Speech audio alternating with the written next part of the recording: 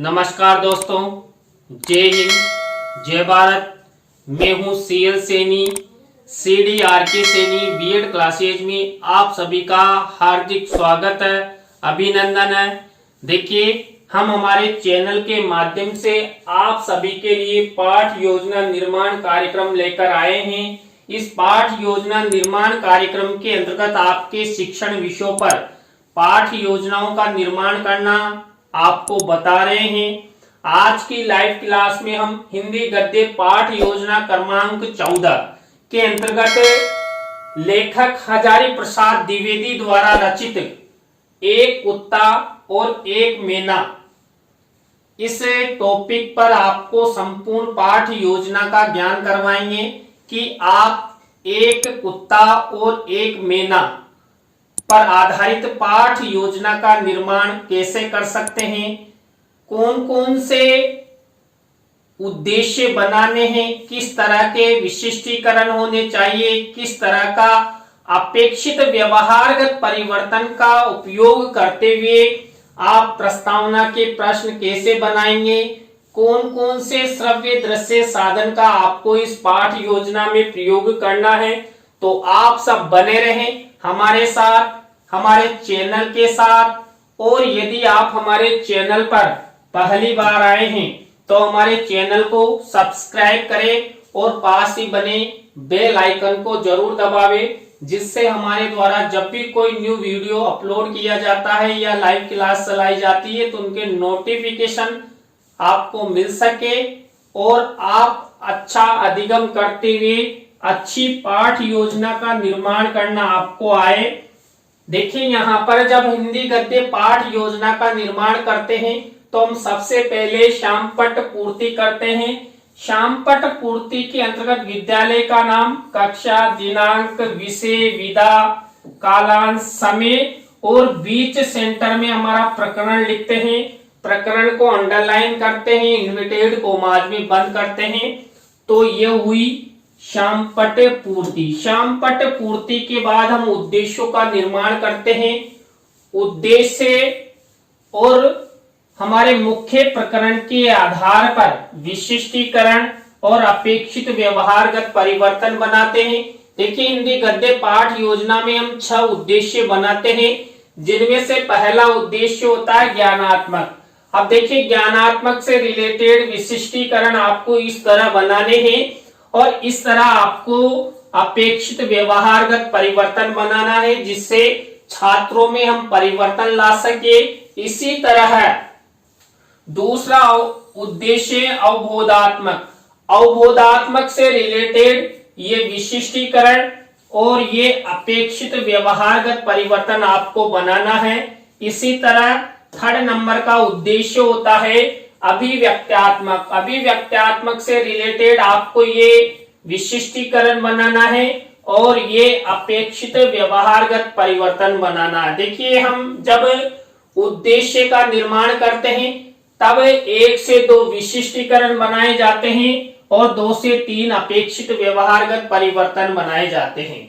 इसी तरह इस पाठ से संबंधित चौथा उद्देश्य कौशलात्मक। देखिए, कौशलात्मक उद्देश्य से रिलेटेड ये विशिष्टीकरण और ये अपेक्षित व्यवहारगत परिवर्तन, इस तरह आपको ये उद्देश्य बनाने हैं। इनका विशिष्टीकरण, अपेक्षित व्यवहारगत परिवर्तन बनाना है। 5th नंबर का उद्देश्य अभिरुच्यात्मक। अभिरुच्यात्मक से रिलेटेड ये विशिष्टीकरण और ये अपेक्षित व्यवहारगत परिवर्तन। इसी तरह अभिवृत्त्यात्मक से रिलेटेड ये विशिष्टीकरण और ये अपेक्षित व्यवहारगत परिवर्तन। इस तरह आपको हिंदी गद्य पाठ योजना में 6 उद्देश्य बनाने हैं। 6 उद्देश्यों के बाद हम कक्षा शिक्षण सहायक सामग्री का कॉलम बनाते हैं। कक्षा शिक्षण सहायक सामग्री 2 प्रकार की होती है, सामान्य और विशिष्ट। देखिए, सामान्य शिक्षण सहायक सामग्री तो कक्ष में सामान्य तो उपलब्ध होती है, लेकिन विशिष्ट शिक्षण सहायक सामग्री का हमें निर्माण करना होता है। हमें विशिष्ट शिक्षण सहायक सामग्री के अंतर्गत चार्ट, चित्र, मॉडल, प्रतिकृति आदि का निर्माण करते हैं। तो यहाँ पर एक कुत्ता और एक मैना, इस प्रकरण पर आधारित हम चार्ट और चित्र का निर्माण करेंगे। इसी तरह आपको पूर्व ज्ञान का कॉलम बनाना है। छात्र हजारी प्रसाद द्विवेदी द्वारा रचित एक कुत्ता और एक मैना निबंध के बारे में सामान्य जानकारी रखते हैं। तो इस तरह आपको यहां तक की प्रक्रिया अपनानी है। सबसे पहले उद्देश्यों के साथ विशिष्टीकरण, अपेक्षित व्यवहारगत परिवर्तन, कक्षा शिक्षण सहायक सामग्री और पूर्व ज्ञान। इसके बाद हमारी मुख्य पाठ योजना शुरू होती है, जो होती है पहले शिक्षण बिंदु से। पहला शिक्षण बिंदु होता प्रस्तावना। प्रस्तावना के अंतर्गत हम 3 से 5 प्रश्न बनाते हैं। अंतिम प्रश्न समस्यात्मक होता है। प्रश्न हमेशा सरल से कठिन की ओर शिक्षण सूत्र के अनुसार होने चाहिए। सभी प्रश्न छात्रों के पूर्व ज्ञान पर आधारित होने चाहिए और जो छात्रों से उत्तर मिलता है उन्हीं उत्तरों से हमारे ये प्रस्तावना के प्रश्न बनने चाहिए। देखिए इस पाठ योजना में एक कुत्ता और एक मैना, इससे रिलेटेड मैंने प्रस्तावना के प्रश्न तैयार किए हैं। पहला प्रश्न देखिए, संसार का सबसे बुद्धिमान प्राणी कौन माना जाता है? देखिए मानव को माना जाता है। इस मानव से ही हमारा नेक्स्ट प्रश्न बनेगा, मानव अपने माता पिता व बच्चों के साथ कहाँ रहता है? देखिए मानव अपने माता पिता वो बच्चों के साथ अपने घरों में रहते हैं या परिवारों में रहते हैं। अब इसी उत्तर से हमारा नेक्स्ट प्रश्न बनेगा, घरों या परिवारों में पाले जाने वाले जानवर या पक्षी क्या कहलाते हैं? देखिए घरों में यदि हम जानवर पालते हैं तो पालतू जानवर कहलाते हैं, या पक्षी पालते हैं तो पालतू पक्षी कहलाते हैं। अब इसी उत्तर से हमारा प्रश्न बनेगा, कुछ पालतू जानवरों एवं पक्षियों के नाम बताइए जिन्हें हम घर पर पालते हैं। तो ये यहाँ पर हमें उत्तर मिला, कुत्ता, बिल्ली, तोता, मैना।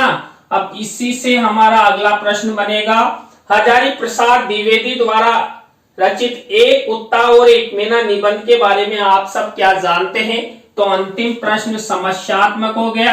यहाँ पर देखिए प्रश्नों में तारतम्यता है, जिग-जैग है, सरल से कठिन की ओर शिक्षण सूत्र पर आधारित है, छात्रों के पूर्व ज्ञान पर आधारित है, संक्षिप्त है और पाठ योजना के योग्य हैं। तो आपको इस तरह प्रस्तावना के प्रश्न बनाने हैं। प्रस्तावना के प्रश्नों के बाद हमारी सेकंड स्टेप आती है उद्देश्य कथन की। देखिए उद्देश्य कथन के अंतर्गत जो हमारा मुख्य प्रकरण है, इस मुख्य प्रकरण पर आधारित हमें उद्देश्य कथन करना होता है। तो यहाँ पर हम चित्र के माध्यम से भी उद्देश्य कथन कर सकते हैं। बच्चों, आज हम सब हजारी प्रसाद द्विवेदी द्वारा रचित एक कुत्ता और एक मैना निबंध के बारे में आपको विस्तार पूर्वक बताएंगे या अध्ययन करेंगे। इस तरह आपको उद्देश्य कथन करना है। आप उद्देश्य कथन में ही बच्चों को चित्र दिखा सकते हैं। तो देखिए मैंने यहाँ देव रविन्द्रनाथ टैगोर का यहाँ पर चित्र और कुत्ता और मैना का यहाँ पर चित्र मेंशन किया, आपको भी इसी तरह मेंशन करना है। इसके बाद देखिए उद्देश्य कथन के बाद हमारी थर्ड स्टेप आती है पाठ प्रस्तुतिकरण की। देखिए पाठ प्रस्तुतिकरण के अंतर्गत जो छात्र अध्यापिका होते हैं तो वो कक्ष के छात्रों को आदेशित करते हैं कि आप एक कुत्ता और एक मैना इस पाठ की पृष्ठ संख्या को खोलकर देखिए। देखिए ये बुक का यहाँ पर मिनिएचर मैंने बनाया है।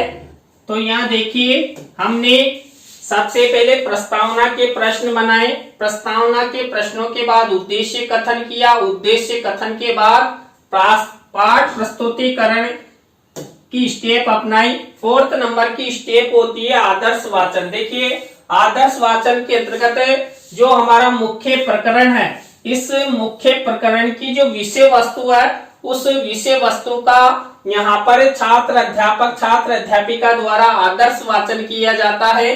तो आपको इस तरह का फॉर्मेट बनाना है और शिक्षण सहायक सामग्री वाले कॉलम में आपको विषय वस्तु लिखनी है। किससे रिलेटेड? एक कुत्ता और मैना से रिलेटेड मैंने भी यहाँ पर विषय वस्तु लिखी है। अभी देखिए, जब हम इस जादू की छड़ी से यहाँ पर बटन दबाएंगे तो विषय वस्तु निकलेगी। तो देखिए, यहाँ पर आपको भी शिक्षण सहायक सामग्री के कॉलम में विषय वस्तु चस्पा करनी है। तो ये देखिए, ये विषय वस्तु है, एक कुत्ता और एक मैना से रिलेटेड। आप स्क्रीनशॉट ले लीजिए, जिससे आप पाठ योजना निर्माण में इसका यूज कर सके। तो ये पहला पेज है और ये दूसरा पेज है। देखिए, हमारी जितनी भी विषय वस्तु होती है उसमें से हम जितना चाहे उतना ले सकते हैं और उसके आधार पर पाठ योजना का निर्माण कर सकते हैं। मान लीजिए एक अध्याय में 20 चैप्टर है, तो हम 5 चैप्टर लेकर भी, यानी कि एक पाठ पर 4 पाठ योजनाएं भी बना सकते हैं। तो यहाँ पर एक कुत्ता और मैना पर आधारित मैंने ये चैप्टर लिए। आपकी इच्छा अनुसार आप कितना लेना चाहते हैं, तो ये आपको आदर्श वाचन अपनाना है। आदर्श वाचन के बाद हमारी नेक्स्ट स्टेप आती है अनुकरण वाचन। देखिए, अनुकरण वाचन छात्र छात्राओं द्वारा किया जाता है और जो छात्र अध्यापक छात्र अध्यापिका होते हैं वो छात्र छात्राओं को निर्देशित करते हैं कि जो अभी मैंने विषय वस्तु पढ़ी है उसी विषय वस्तु को जिसको भी मैं आदेशित करूंगा वो खड़ा होकर एक एक पढ़ेगा। तो यहाँ पर देखिए, ये छात्र अनुकरण वाचन कर रहे हैं। तो इस तरह ये अनुकरण वाचन का फॉर्मेट आपको बनाना है।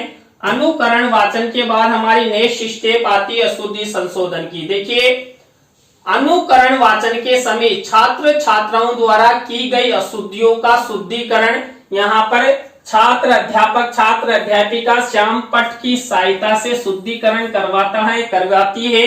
तो यहाँ पर देखिए, ब्लैक शीट का मिनिएचर बनाना होता है और सिल्वर कलर के पेन से लिखना होता है। एक तरफ अशुद्ध शब्द, एक तरफ शुद्ध शब्द। देखिए, 7 से 8 अशुद्ध शब्द लेने हैं और एक तरफ आपको शुद्ध शब्द लिखने। तो इस तरह आपको अशुद्धि संशोधन का कॉलम बनाना है, फॉर्मेट बनाना है।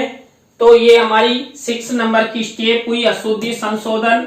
अशुद्धि संशोधन के बाद हमारी नेक्स्ट स्टेप आती है काठिन्य निवारण। देखिए, हमने जो एक कुत्ता और एक मैना ये मुख्य प्रकरण लिया है, इसकी विषय वस्तु में से ही कोई ऐसे शब्द हमारे द्वारा यहाँ पर काठिन्य निवारण में लिया जाता है जो कठिन होते हैं या व्याकरणिक दृष्टि से अति महत्वपूर्ण होते हैं। तो छात्रों को उन शब्द लिखे जाते हैं। देखिए, एक तरफ तो मैंने शब्द लिखे हैं, उनका अर्थ लिखा है, कौन सी विधि परिविधि से मैंने यहाँ पर छात्रों को समझाने की कोशिश की और उनका प्रयोग। इस तरह का फॉर्मेट आपको बनाना है। 7 से 8 शब्द आपको कम से कम लेना होता है।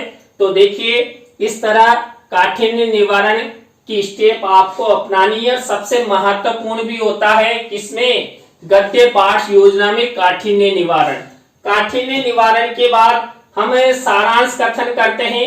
देखिए, सारांश कथन यहाँ पर जो हमारा मुख्य प्रकरण है, एक कुत्ता और एक मैना की जो हमने विषय वस्तु ली थी, इस विषय वस्तु में से ही हम सारांश कथन करते हैं। और शिक्षण सहायक सामग्री के कॉलम पर देखिए, ये यहाँ पर रंगीन मिनिएचर लगा हुआ है, इस पर हमने सारांश कथन किया है।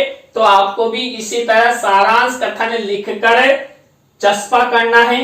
तो इस तरह सारांश कथन का फॉर्मेट आपको अपनाना है। सारांश कथन के बाद हमारी नेक्स्ट स्टेप आती है बोध प्रश्नों की। देखिए, बोध प्रश्नों के अंतर्गत हम जो हमने मुख्य प्रकरण से रिलेटेड जो विषय वस्तु ली है, उस विषय वस्तु में से ही ये बोध प्रश्न किए जाते हैं। आपको कम से कम 5 बोध प्रश्न बनाने हैं। बोध प्रश्न हमेशा संक्षिप्त होते हैं।